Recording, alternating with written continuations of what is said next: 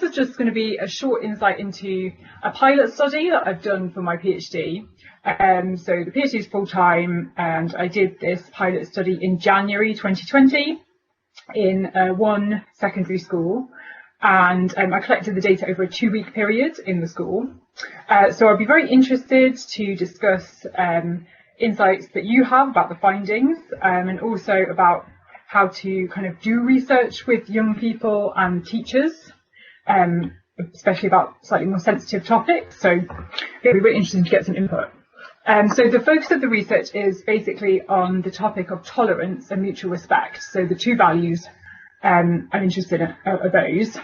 And I'm looking at how religious education teachers, RE teachers, understand the values of tolerance and respect, and then at how they promote those in their classrooms and through their interactions with students, and what the challenges are they face in doing so. And at the time of the pilot study, I was also looking at how young people understood the values. So I'll talk a bit about that as well, because I think it's interesting to know what they said. So what I'll do is I'll just paste my research questions in the chat box. There we go. So you can have that as a reference point for what I'm talking about. I didn't feel brave enough to try a PowerPoint, so stick with this lower level of technology. So a bit of background, why am I interested in tolerance and respect? So firstly, the UK context, where we've got the government more and more concerned with terrorism and potential radicalisation of young people. So as part of that, since 2014, all teachers have to actively promote, that's a quote from the documents about this, they have to actively promote tolerance and respect, along with some other fundamental British values. And there's some interesting debate about whether we should be calling these fundamental British values. And that's referred to as part of the prevent counter-terrorism duty that I think a lot of you will be familiar with from higher education as well. Excuse me. And then I'm interested in RE because I have a background as an RE teacher, but also RE is a little bit unusual as a subject. It doesn't have a national curriculum, so the curriculum for RE is decided at the local level. So this means that for young people aged 11 to 14, that in different schools, they might well be learning about quite different topics. And it's not included as one of the subjects as part of something called the EBAC, so it's not counted in one of the main school performance measures. So we've got fewer and fewer young people taking it at GCSE. And thirdly, in the UK, we've got rising levels of racism, Islamophobia, which is identified as a problem as far back as 1997, so a long time. That's becoming more complex. So in all of this contextual policy and societal kind of context, I'm very interested in how RE teachers are navigating these boundaries between religious freedom and religious tolerance, and how they're kind of engaging with these discussions about these issues with young people. So that was the background. So then in terms of the pilot study, the data I collected, I did 12 lesson observations of Key Stage 3 RE that I made formal field notes in, 2 interviews with 3 RE staff. So in this school there were 3 teachers, all of them had more than 10 years teaching experience, and I interviewed one of them individually and 2 of them in a joint interview. And I looked at over 100 documents that I collected from the school. And then with the young people, I ran 3 focus groups with them. They're aged 11 to 15. So there were 3 main research questions. So they're in the chat box on the left-hand side. So at lightning speed, I shall aim to highlight what some of the main findings were for each question, but it is a bit of a glossing over. So firstly, I'm interested in how do the RE teachers and the young people understand tolerance, and how do they understand respect? So tolerance, they understand as being about putting up with someone or something, and pupils especially talk about that as something they dislike, putting up with something you dislike. So they give examples from their own lives, like teachers or parents or siblings that they have to put up with. The teachers agree with that concept that tolerance is something about putting up with something, but they generally talk about tolerance as a negative, as something that they're not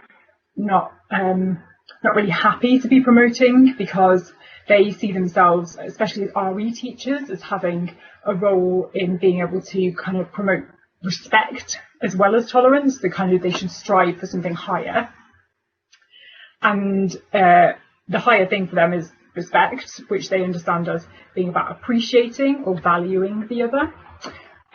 Young people also talk about respect as being something that they should show to everyone. The interesting thing was that although they would often start by saying, oh, respect is something that we should show everyone, you respect everybody, but then in the focus groups, when we started to explore those issues, they were quite willing to sort of reflect on that understanding and engage with questions like, should they respect a criminal? Could you separate respecting someone from respecting their views in reality? So those tensions are kind of unresolved, but definitely discussed. So then I'm interested in how do then the teachers promote the values of tolerance and respect. So there are two ways that all the teachers in my study either talked or I saw in lessons them promoting tolerance and respect, and then there were other things that individual teachers did. So the two kind of common ways in which tolerance and respect were promoted are, firstly, it's about teaching knowledge about religions and about other topics. So all the teachers identified that as a thing they do, and I saw them doing it, but they then questioned almost immediately how effective that approach is. So they use phrases like, oh, it feels like the pupils learn about this as in a vacuum, or they learn about it in a box somewhere to the side. So the teachers feel that the young people can talk about things, but they struggle then to relate those topics to their own lives. And then the second thing that they all agreed on was that you need to be embedding values across the curriculum and across the school. So one of them, the one that was the head of the department, talked in particular about how the young people are really kind of astute, and they'll notice if you are going to teach a lesson that's a one-off on tolerance and respect, and they'll almost like disengage from that. So you need to be embedding it through, for example, having tolerance and respect as your school values, through modelling it in your own classroom, and through kind of having cross-curricular awareness of where you are all working on these kinds of values. And they talk about things like, then the students learn by osmosis, that's their phrasing. So then a couple of other things that other teachers do are things like, they talk about the importance of responsive or flexible teaching, so being able to react to what goes on in your classroom and adapt. They talk about creating safe space for discussions, and one of them put a lot of emphasis on the importance of sharing your own experiences as a way of promoting tolerance and respect. So then, question 2B, what challenges do they think they face? So there are three main kind of areas. So the first one is about challenges that relate to the context of the school. So the teachers, in their words, talk about it, the school is not being in a particularly multicultural area. So it's predominantly white British pupil demographic. So this means that the pupils have less chance to experience diversity firsthand. So the teachers and some pupils felt that that meant they needed to learn more about religious diversity. But then that's challenging again, because the teachers sort of fear that the pupils don't see the relevance of the topic to their own lives, because they're not experiencing the religious diversity. Then there are challenges about teaching certain topics. So, for instance, one teacher referred to talking about halal or arranged marriage as being a bit of a stretch in terms of teaching it, because some of the young people in the school think of these religious practices as intolerant, and then as a teacher they were trying to say that the young people should tolerate them. So it creates some kind of sort of tensions there, and it can also be hard for the teachers to determine at what point is a young person's view extreme, and how to manage like views that they as a teacher might disagree with? At what point do they report that as a safeguarding concern, or is it just something that needs exploring within the class? And then the last main challenge is perhaps the one I would have predicted before getting to school, is the teachers talk about practical barriers, so things like time. They've got an hour a week to do their RE teaching. They need to communicate with parents to make sure parents are on side with what they're doing in the school, and parents kind of understand what their intentions are in exploring these kinds of issues. So that is a whistle-stop tour of my pilot study. So yeah, I'll be interested in any reflections on the findings. I'd be interested in how other people understand tolerance and respect, especially maybe in the context of education. A lot of people here will be educators somewhere. And at the minute, the main thing I'm reflecting on from this is about how I can better explore teachers' understandings of tolerance and respect. So if anyone has ideas about how you can do that, I'd love to hear them. Thank you, Rebekah. That was great. Really good. Thank you. If anybody would like to say something, just raise your hand or type. Anybody like to kick us off?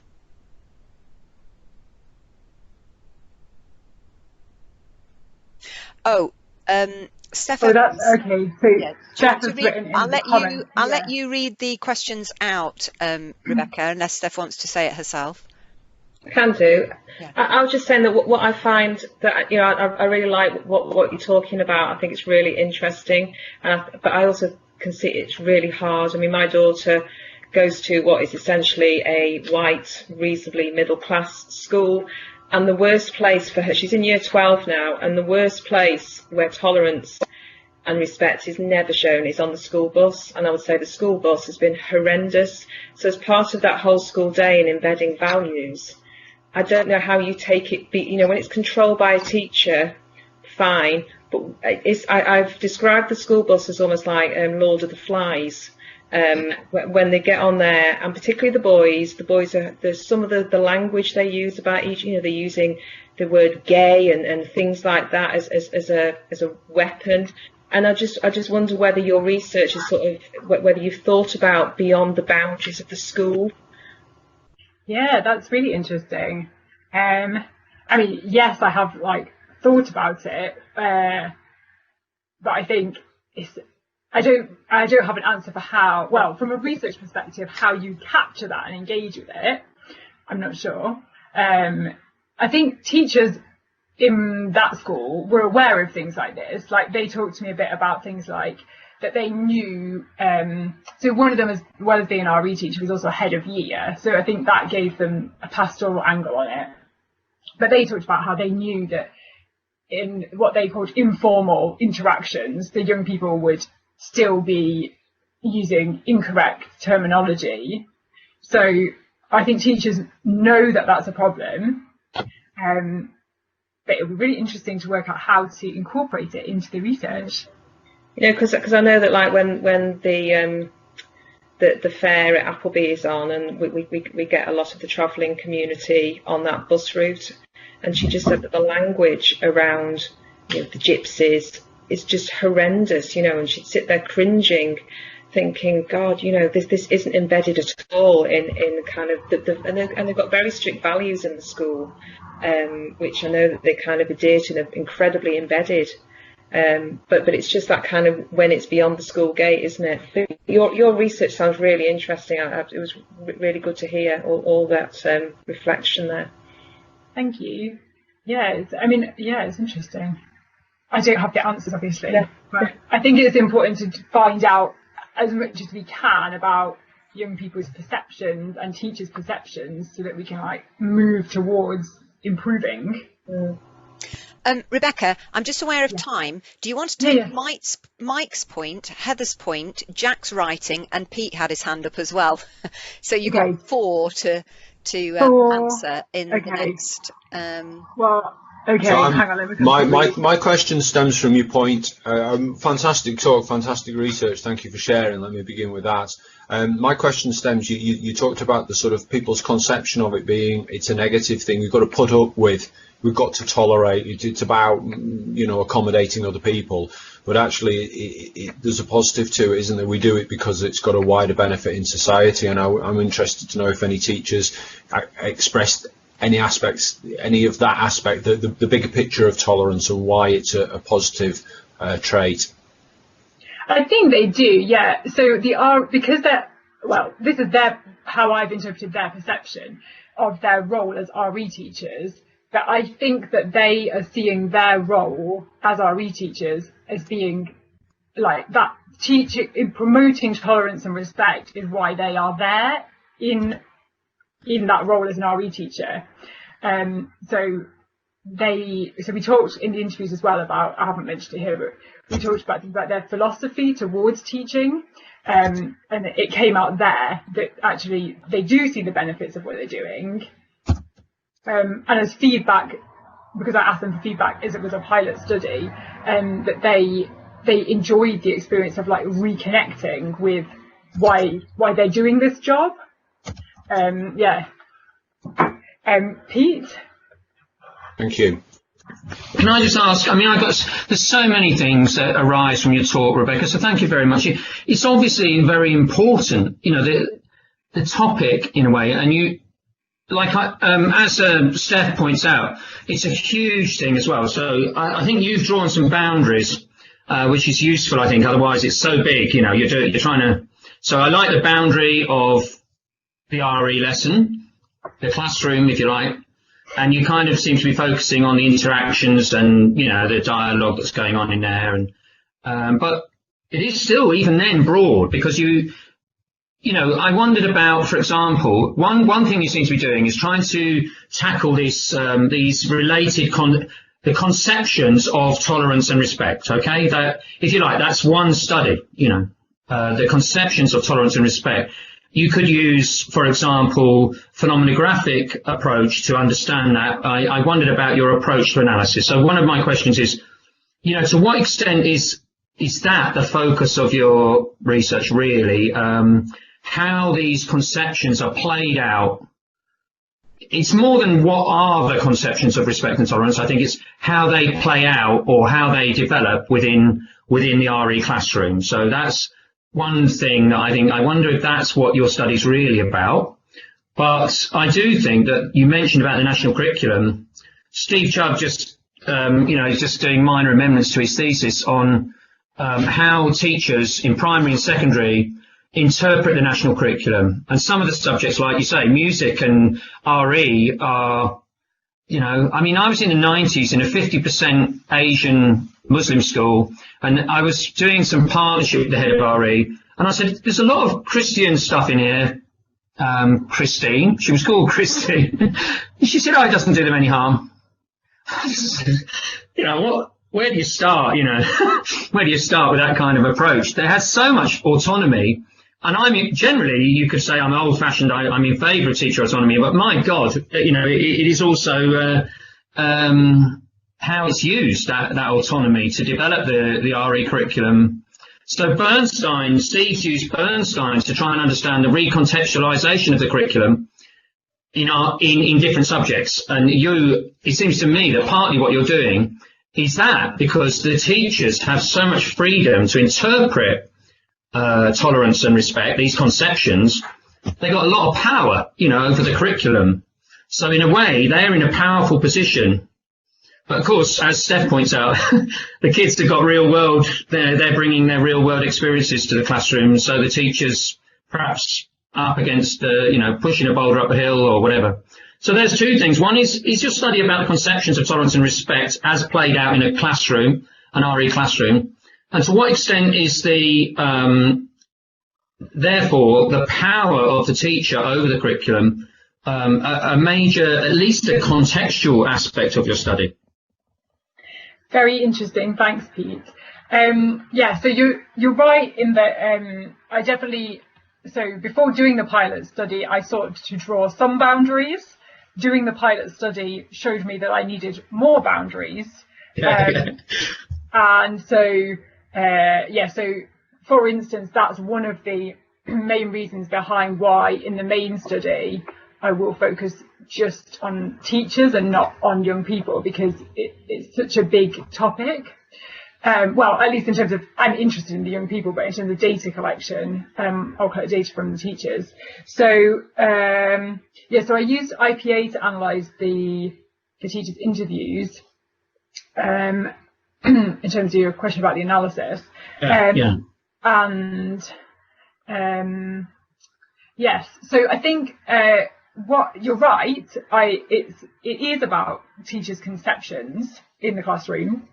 And I think what the pilot study has really shown me, and followed by kind of writing about it and reflecting on it and going back to literature, is that the boundary I had drawn in my mind, and in terms of the research questions there, between understanding and practice is artificial. That I think now that really understandings are directly linked to, and they influence practices in terms of how teachers are promoting tolerance and respect. And so what I would like to do in the main study is explore that much more deeply, because I think, I haven't really fully figured out how they're connected, but I think there must be influences there.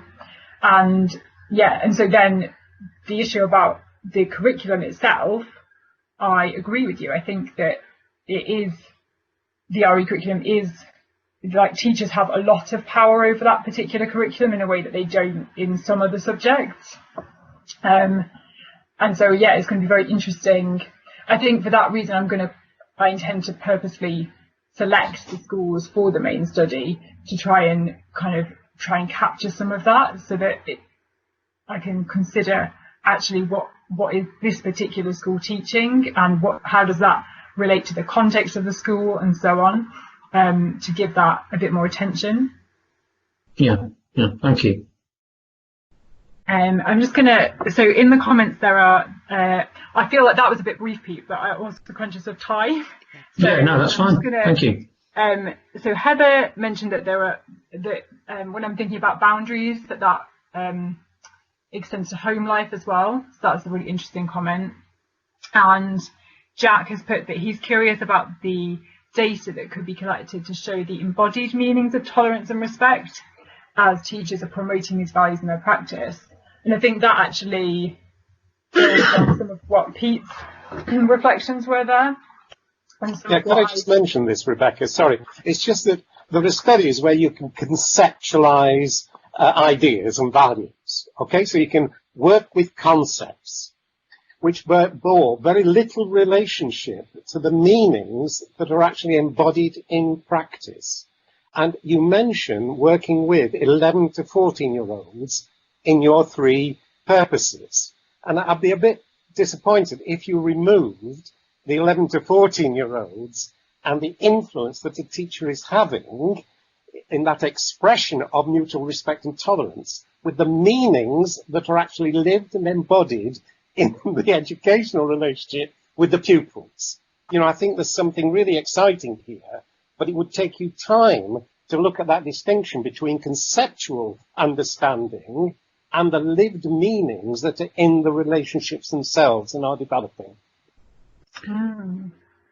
So if I can just say, Jack, I think that's quite ambitious. I mean, perhaps in the classroom, in the boundaries that you've drawn, Rebecca, I do agree with Jack that I think the video or the observation maybe you could focus on the classroom interactions and how they reflect the differing conceptions of the students and the teachers. I think Steph's point is really important, that the children are bringing something to the classroom, right? And they've got all this other experience they're bringing. And you're studying the classroom, right? So if you could focus on their interactions and how those interactions reflect the playing. It's almost a game, isn't it? The students know that they're not allowed to say anything racist in the classroom, right? And the teacher has got their own values, but is trying to develop and nurture the values of the children. So I agree with Jack about the children's role. Without that, you can't understand the teacher's practice. But Steph's point is important as well. That both of them, the teachers are bringing their Bernsteinian recontextualisation and national curriculum kind of thing, and their own interpretation of FPV, but the children are bringing their lived experiences. Maybe within the boundary of your subject, you can include the children's perspective somehow. So I do think that video or observation with focus group and interviews, the pilot looks good to me, but it's a question of what your focus is. Sorry to take so much time, but I do, there we are. No, it's really interesting. Yeah, no, that's an interesting kind of, well, it's sort of like flipped the way of seeing it, I guess, so that if the focus is interactions, which I think I like, it is interactions that I'm interested in. I think predominantly teachers are exploring these issues through the use of dialogue, words in the classroom, and the young people are also engaged in that process of dialogue and verbal learning. Yeah, Rebecca, could you just bear in mind Fairbairn's point and against method, that you'll only understand the meaning of values such as tolerance and respect in the course of their emergence through practice. I think I'll send it to you in terms of a quote, but I think it's a very important issue in terms of the meanings that you're dealing with. But I'll send it to you, okay? I would love you to send it to me. Yes, please. Yeah. Thank you.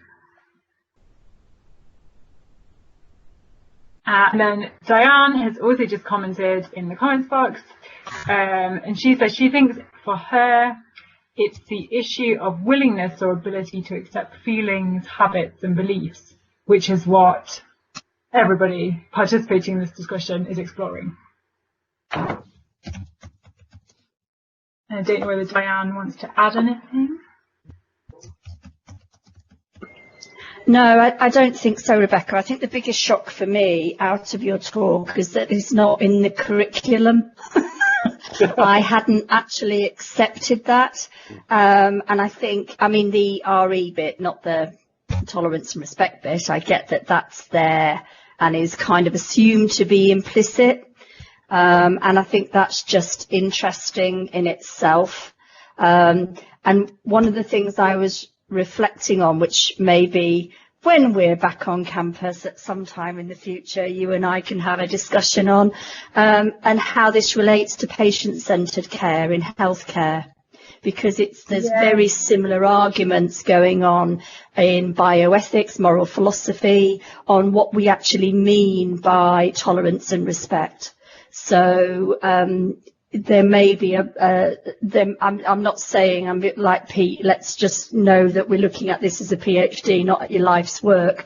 But there may be a body of literature there that might be useful to support what you're trying to do and explore from a methodology point of view. Yeah, I think it could be. And I have had interesting conversations with people in the kind of more in health type disciplines about how their practitioners in these areas might be influenced by having to adhere to or promote values, which might be slightly different values through their work. And I think there are interesting comparisons and parallels.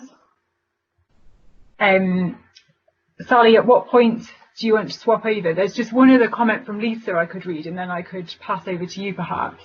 Yeah, that's exactly what I was going to say. Yes. Yeah. Just do. So Lisa says she'd also add that what the impact of the school's consequence system has on the practices in the classroom and how this affects the practice of the teachers, which I think is really interesting, Lisa, because one of the things I noticed in schools is that one of the most widely used uses